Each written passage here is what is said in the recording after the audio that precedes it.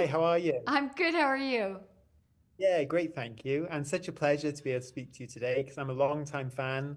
And I guess I wanted to start by asking, obviously, when you played Lois Lane, I know you had decades of comics to turn to for inspiration. And in this instance, you've obviously got Tony DeTerlizzi's amazing books. So just how useful is that sort of material for you when you're approaching a role like this one? Well, I think it's very useful, and I always do try to access whatever kind of research that is available to me for any project that I'm involved in. But that said, I think the books, um, you know, have their life and they're brilliant, and I think there's some adjustment in the series that makes me want to approach it as its own independent project, which is what we did. Um, I love being involved with Tony and Skydance and animation specifically. I think allows an audience to just go to a fantastical place and be immersed in beautiful fairy tales that they wouldn't potentially be able to imagine otherwise.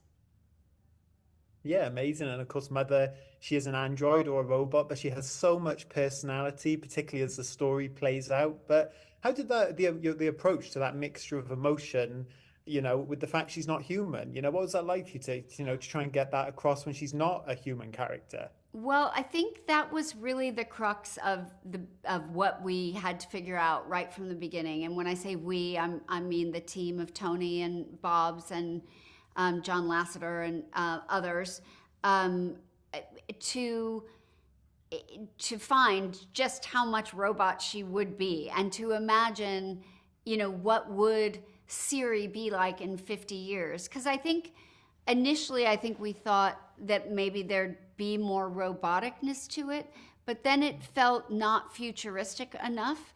And so I think by making her voice more human and warmer, we could have her behavior and her actual dialogue be more rooted in sort of a programmed directive. And so I like that those energies were sort of competing and there was some tension between warmth but also directive. And I think that that's charming, and I hope that that's what people are their takeaway is. Yeah, I'm sure it will be. And, Mother is just such a rich three-dimensional character. So I don't want to get too much into spoilers, but what did you really enjoy most about the journey this series takes her on? Because I think it will surprise a lot of people watching who maybe haven't read the books, as you say. Well, I mean, my personal journey, I enjoy of doing the work.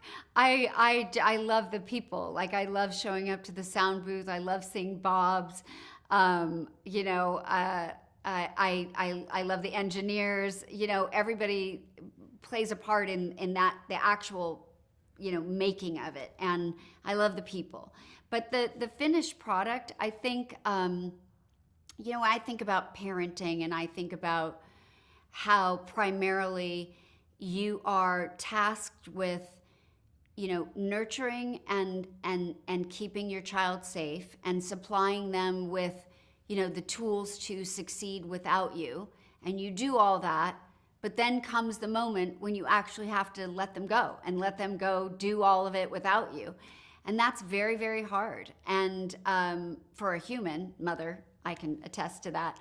And and so I think that's part of her journey, but also Eva's journey, also the child's journey of they finally reach their independent, and it's like they look back and the parents like not is away, and it's like, oh my gosh, I am doing this by myself. And what it's emotional, it's, and I think every parent child relationship will be able to relate to that to one degree or another. Oh, well, fantastic. Well, Terry, thank you so much for taking the time to talk about the series. It's a great show, Thank really you. great character, and I Oh, can't wait for people to see you in thank it. you, Josh. Thank you. It's nice to meet you. You too. Thank you so much for your time.